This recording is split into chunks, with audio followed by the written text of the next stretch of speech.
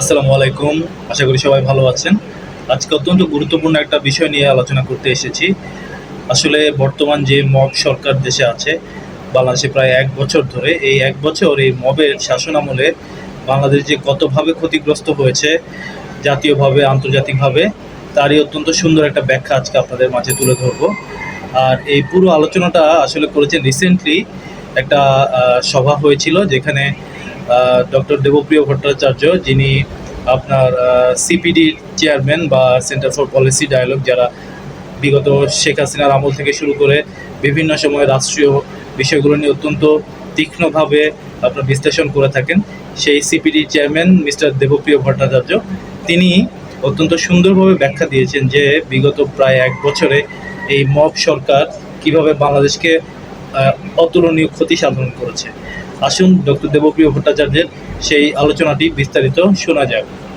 আপনি চিন্তা করে দেখেন, এই সরকারের সময়কালে ওয়ার্ল্ড ব্যাংকের হিসাবে ২৭ লক্ষ মানুষ আরো বেশি দরিদ্র হয়ে গেছে, আর ওই দরিদ্র মানুষের ভিতরে ১৮ লক্ষ হলো নারী।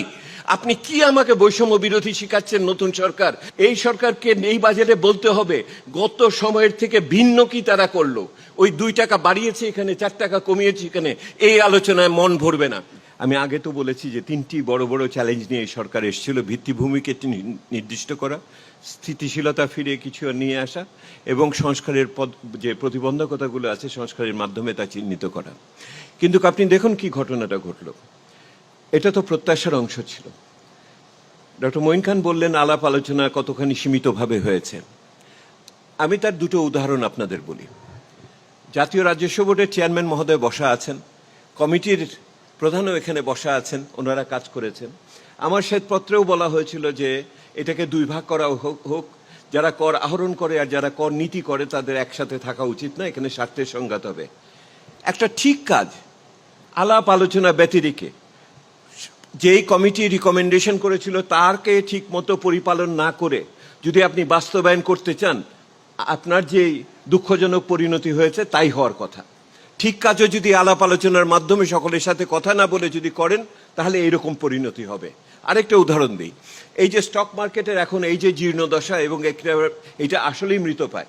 ওইটা আইসিইউর ভিতরে ছিল ২৭% জিডিপির অংশ হিসেবে, এটার ক্যাপিটালাইজড ভ্যালু এটা এখন ৯%, ৮%-এ কততে চলে এসছে। এইটাকে যদি চালু করার জন্য যে সংস্কারের কথা বলা হচ্ছে, তাহলে স্টক মার্কেটের অন্যান্য যারা অংশীজন আছে তাদের সাথে যদি আলোচনা না করে সিকিউরিটি অ্যান্ড এক্সচেঞ্জ কমিশন একা এটা করতে চায়, এটা কোনো দিনই সম্ভব না। মানুষের অংশগ্রহণ ব্যতিরেকে ঠিক কাজও বেঠিক হয়ে যায় যদি আলাপ আলোচনা উন্মুক্ত তার না থাকে। এইটা আমার প্রথম বক্তব্য আপনাদের কাছে। আলাপ আলোচনা করতে হবে, সকলকে সুযোগ দিতে হবে। কি পরিবর্তন করলাম তাহলে একটা স্বৈরাচারী সরকারের পরের থেকে? আমার দ্বিতীয় বক্তব্য আপনাদের কাছে, দেখেন ডক্টর আনিস আছেন এখানে, সেটা হলো অন্তর্বর্তীকালীন বাজেটের কথা বলেছেন। অন্তর্বর্তীকালীন বাজেট কি? যেই বাজেট নিয়ে কাজ করছেন এটা তো পতীত সরকারের বাজেট। এই পতীত সরকারের বাজেট নিয়ে আপনি প্রথমে ওটাকে ওই যে প্রাক্কলন করেছেন, রিভাইজ করেছেন জানুয়ারি, ফেব্রুয়ারি, মার্চ মাসের দিকে এসে, এপ্রিল মাসের দিকে এসে, কিন্তু কাঠামোগত কি পরিবর্তন করলেন? ওই প্রাক্কলনের লক্ষ্যমাত্রা।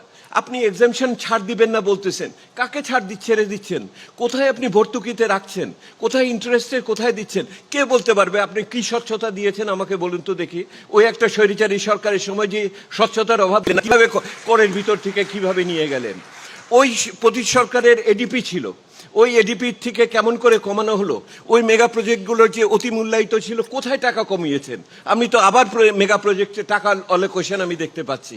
আপনি ওখানে কিভাবে সামাজিক সংস্কারের অংশ হিসেবে কি ধরনের প্রজেক্টকে নতুনভাবে স্থান দিলেন? কত নিন্ধি মারাতে হলো না? এডিপি তো সেই আগের এডিপি এখানে চলছে, আপনি সেটার ভিত্তিতে কাজ করে আমি আরও উদাহরণ আপনাকে দিতে পারবো। অপরদিকে আপনি দেখেন যেই বাজেট করতে যাচ্ছেন, এই বাজেট তো এই সরকার নিঃসন্দেহে বৈধ সরকার, নির্বাচিত সরকার তো না, সেহেতু তার নিঃসন্দেহে তার সীমাবদ্ধতা থাকবে। এই সরকার তো পুরো বাজেট করে যেতে পারবেন না যদি আমি আমার প্রধান উপদেষ্টাকে আমি ফলো করি।